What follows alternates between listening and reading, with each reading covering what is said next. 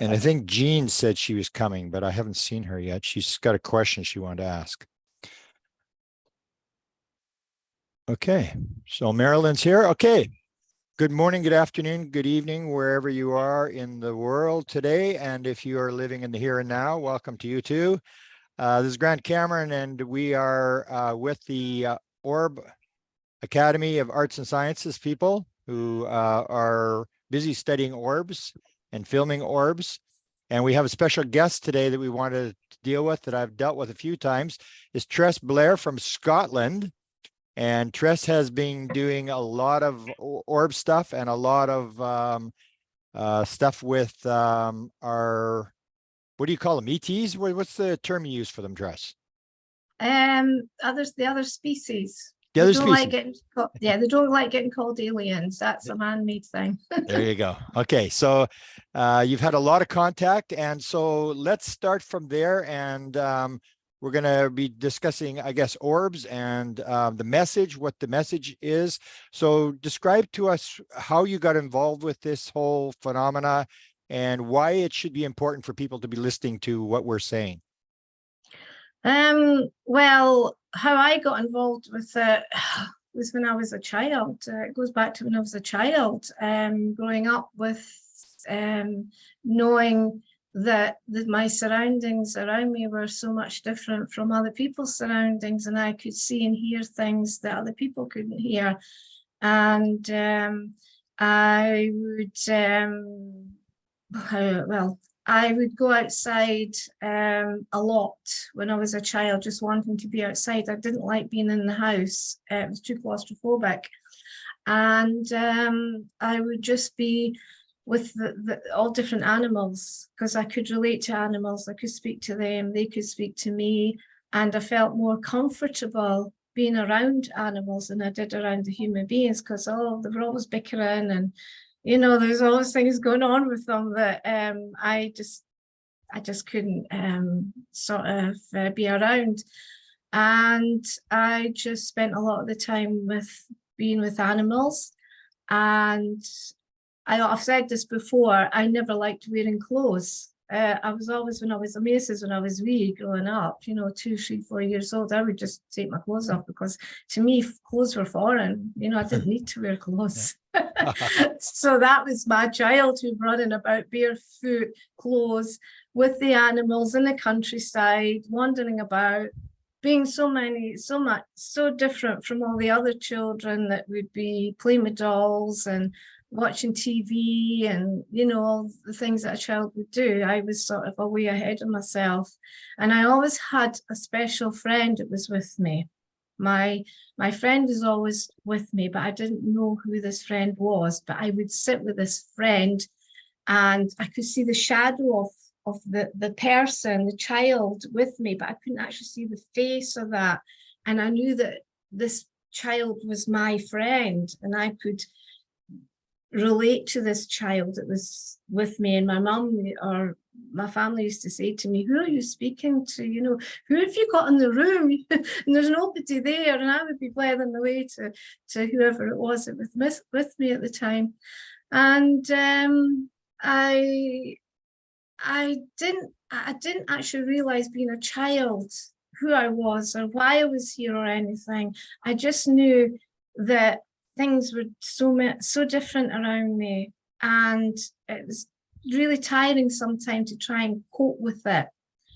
But there would always be times where I wouldn't sleep I was sleeping with my light on. I never liked to darken my room. I always had to have a light on, and I didn't understand that either. But I would be taken from my bed with the white lights, and I would be going to a different place. I would be going back to Sakruma, but I didn't know it was Sakruma as a child.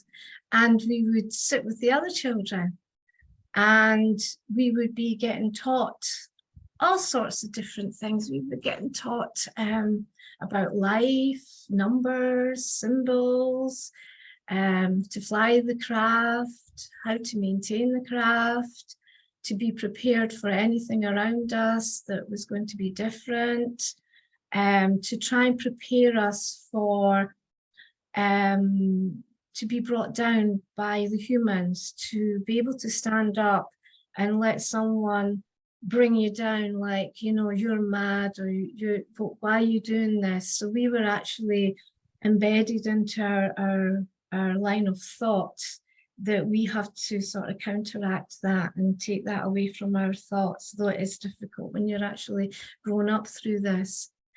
And we would be going back and we would just be normal children going through all the stuff, because though I come from another planet and I know so many things that are going on in the world, and I've seen so much and heard so much, and I am very, very different, I still have to learn. I still have to, well, not so much now, but when I was younger, I still had to go back and learn things purely because to keep me here on earth, so that I could know what was going on and to be a part of it.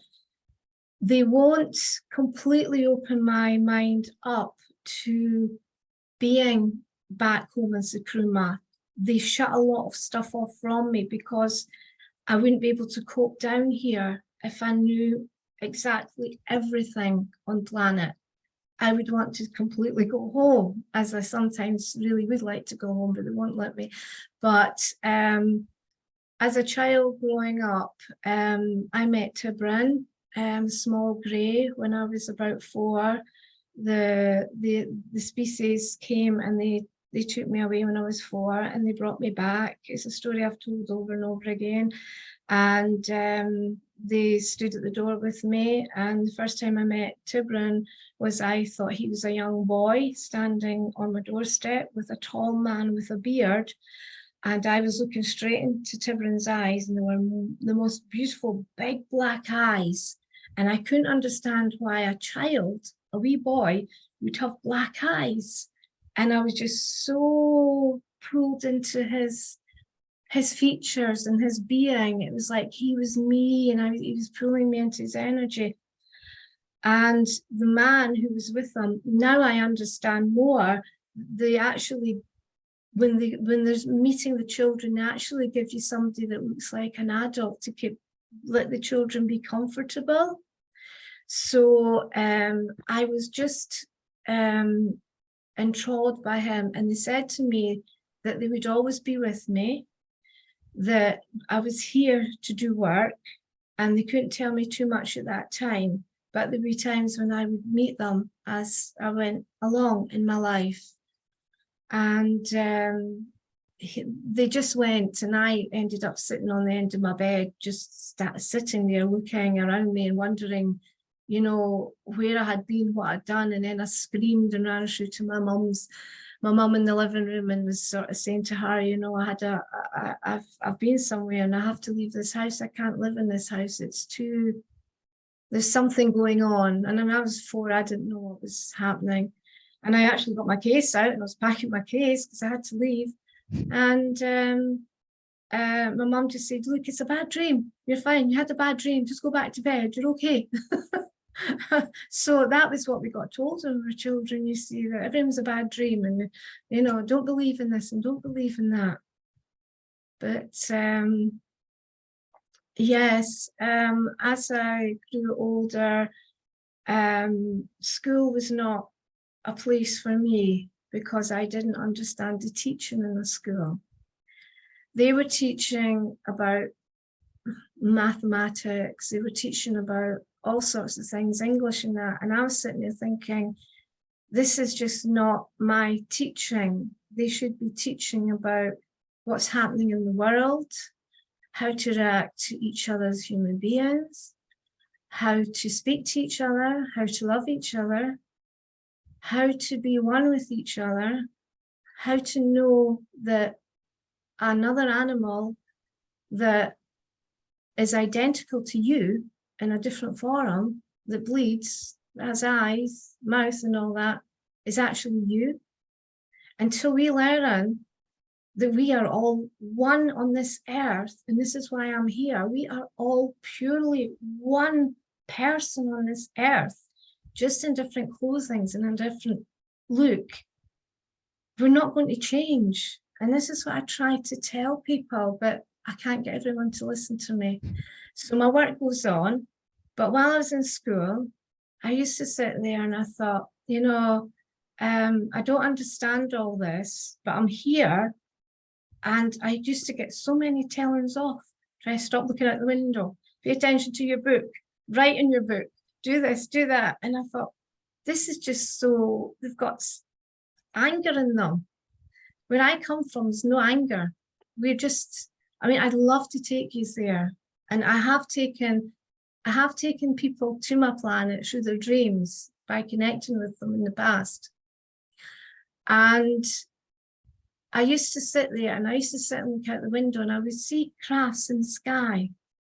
I'd look there and I'd look at the crafts and I think, there's my family, there's my home, there's my people, there's, you know, our transport. And I look and I think, why is nobody else seeing this? Why is it just me that's looking at this? Why are these people all switched off? Why is the teacher switched off? Why is these children switched off? Why are they sitting playing with a doll? Why is the teacher shouting at the children? All this used to go through my head. And I used to sit there and I thought, you know, this is just not me, but I didn't know where I came from. I didn't know where I came from. I didn't know what I was doing. I didn't know why I was there. And I can remember one time we were walking along the corridor in a line of children. I was only maybe about five or six. And we're walking along and there was a wall that jutted out and then there's the corridor goes down. And as we're walking along, I turned around and one of my species is standing in the corner looking at me. They just standing looking at me. And I turned around and looked at them. Next minute, I smashed my face into the wall and just about knocked myself out. But I didn't tell the teacher. I just turned around and kept walking. I knew I'd be okay because they knew that that had happened to me. But I was fine. But that's what they used to do. They used to turn up and they used to just stand there, just watching.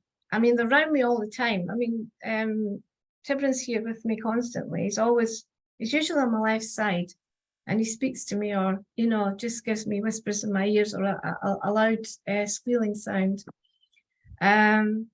So my childhood was sort of up and down a great deal because, as I said, I traveled a lot and I interacted a lot with other beings and tried to live down here. But I found that I don't know what it is. Maybe you can answer this question, but I found that I used to get picked on a lot by people, and I tried to get on with people growing up, and I always had to keep a distance because they got angry with me or they didn't want to be around me as I was growing up because I maybe give out an aura or something. There's something around me that shines to people. But then on the other hand, as I've got older and that, it's a different kind of aura. It's a healing, and people love to sit with me and just quietly just be in my company. And I have healed. I'm not going to say that I can heal, but I know I have healed a few times. And my astral beings, as you call them, orbs, they're with me, they come with me, they come out of the craft, they're around me a lot. And there is a lot of healing ones, but it's actually not the orb that actually heals. It's the species inside the orb. When you're looking at an orb, you're looking at the outside of the coating of the orb. Inside, there can be one or two species, and they can be the size of your finger. They're so small, but then they can grow into the size of us. And they can take shape at any time from the orb standing around. The orbs are here to link in with the humans' minds so that the humans can start awakening to the presence of them being here. So that once they've got enough people awakened on Earth, then they will make themselves, you know, aware to us. Well, not so much to me, but to, you know, the people. You have to watch the orbs as well.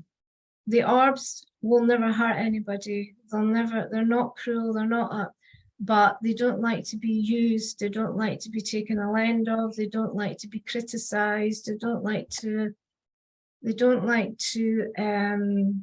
be like they're a toy to people. They don't like to be thought of as a toy to be played with.